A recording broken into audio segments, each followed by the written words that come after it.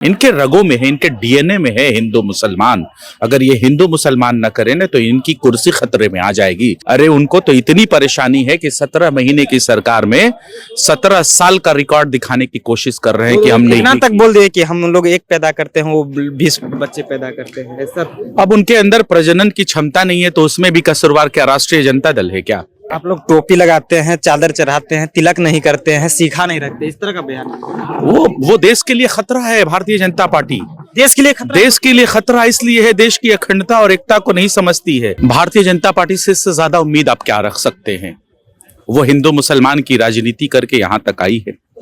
वो देश के संविधान को नहीं मानती, देश के अखंडता और एकता में विश्वास नहीं रखती है। वो एक तरीके से वो जो है ना दिमागी रूप से वो दिवालियापन घोषित हो चुके हैं ये लोग। कौन? भारतीय जनता पार्टी और भारतीय जनता पार्टी के तमाम ऐसे नेता जो इस तरीके का काम करते हैं, उनको इससे ज्यादा आता ही नहीं है।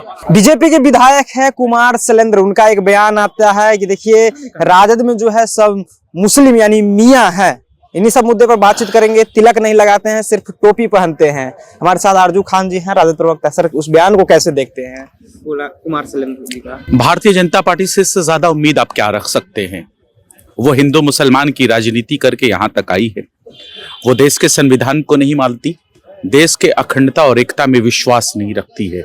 इसकी वजह से वो इस तरीके का उलूल जुलूल बयान देती है। वो अब उनका इम्प्लीमेंट होना चाहिए कि उन्होंने क्या क्या इम्प्लीमेंट्स किया बिहार के लिए, इस पे वो बात नहीं करेंगे। वो मुद्दे को भटकाते हैं, बेशर्म टाइप के इसी तरीके का बयान देते हैं।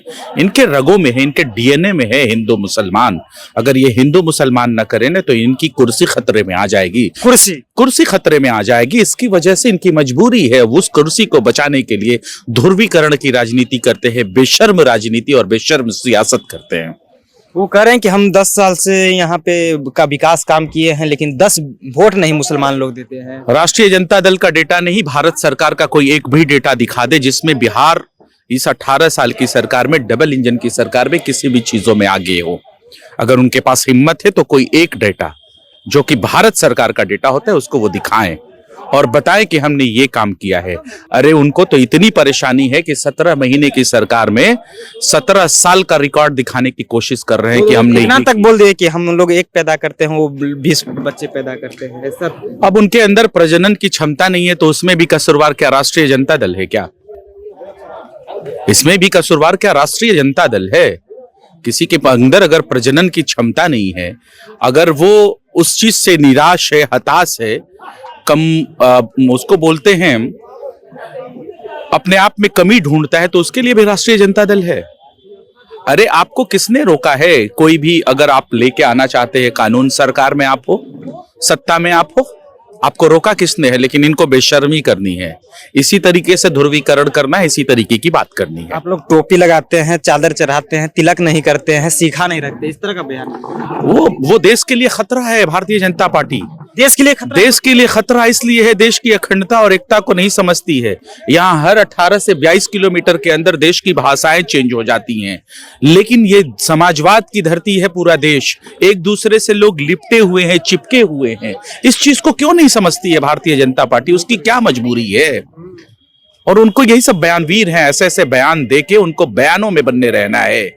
वो बोलते हैं ना सस्ती राजनीति करनी है, घटिया राजनीति, बेशर्म राजनीति, बेशर्म सियासत करनी है। वो भारतीय जनता पार्टी करती है और इनसे इससे ज्यादा आप उम्मीद भी नहीं रख सकते। तो कह रहे हैं कि हमारे क्षेत्र के जो मुसलमान हैं वो हमें वोट नहीं देते हैं, हम 10 साल से उनके लिए काम किए हैं, वो 10 वोट भी नहीं देती है। तब वो बोले कि तिलक नहीं लगाते, ये लोग सिर्फ टोपी पहन के चल जाते हैं। उनके पास क्या एविडेंस है? अगर आपको कोई अगर कम से कम जनता के जनादेश का सम्मान करो। आज जो आपके पास अगर वोट नहीं देता है, अगर मैं मान भी लूं कुछ वक्त के लिए, अगर जो आपको आज वोट नहीं देता है वो कल आपके साथ हो सकता है, आप उसके लिए ऐसा कार्य करिए, लेकिन ये करते नहीं है। ये जनता का सम्मान नहीं करते हैं, ये लगातार जनता को बेइज्जत करने की कोशिश करते हैं और इससे कहीं दूरी नहीं है भारतीय जनता पार्टी का। इनका ट्रैक रिकॉर्ड है, इनका डीएनए में ही खराबी है। कहा तो रहे कि तिलक नहीं लगाते हैं ये लोग, सीखा नहीं रखते। यही तो देश की खूबसूरती है ना, यही तो देश की खूबसूरती है। राजद में सभी मियां हैं। नहीं, सुन लीजिए ना, राजद में सभी मियां हैं। उनको इससे ज्यादा कुछ आप नहीं कह सकते हैं। वो दिमाग वो एक तरीके से वो जो है ना दिमागी रूप से वो दिवालियापन घोषित हो चुके हैं ये लोग। कौन? भारतीय जनता पार्टी और भारतीय जनता पार्टी के तमाम ऐसे नेता जो इस तरीके का काम करते हैं, उनको इससे ज्यादा आता ही नहीं है। वो देश के एकता अखंडता को, फिर मैं बार बार कह रहा हूं, नहीं समझते हैं। देश एक खूबसूरत गुलदस्ता है जिसमें तमाम तरह के फूल हैं, यही इस देश की खूबसूरती है। लेकिन उनको चिढ़ है, रंग से चिढ़, नाम से चिढ़, टोपी से चिढ़, तिलक से चिढ़। अरे देश की खूबसूरती को समझो, देश की खूबसूरती यही है।